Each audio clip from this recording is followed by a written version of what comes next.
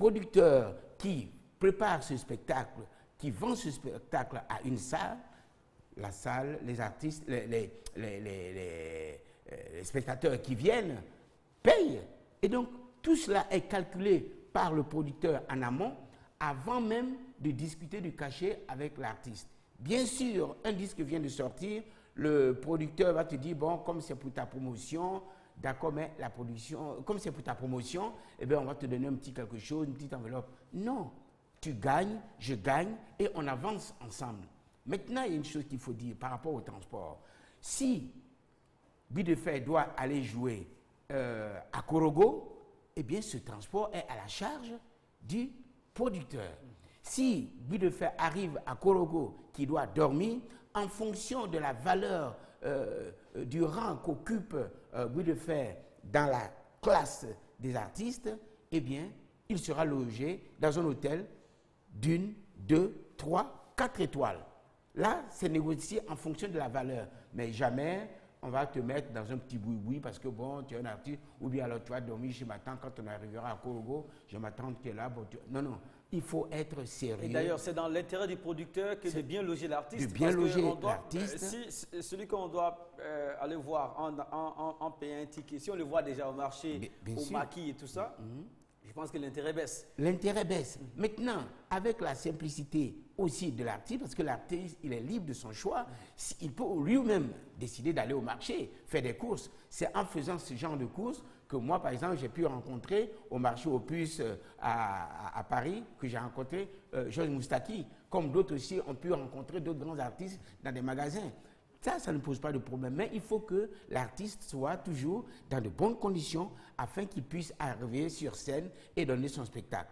Pour terminer, il faut dire que dans ce type de contrat, eh bien, rien n'est imposé ni au producteur ni à l'artiste, car c'est d'un commun accord qu'on met à l'intérieur ce qu'il faut pour que le spectacle soit beau, pour que l'artiste puisse vivre de son art et pour que le producteur, lui aussi, il puisse avoir un retour sur investissement. Donc, de part et d'autre, tout le monde doit gagner. Il n'est nullement question d'arnaquer Pierre, Paul ou Jacques. Parce que ceux qui, par le passé, ont eu à arnaquer ou bien à dire que la caisse a disparu, mais eux non plus, ils ne font pas long feu. Parce que, leur activité n'a plus prospéré. N'a plus prospéré, de toute façon. Les acteurs sont interdépendants.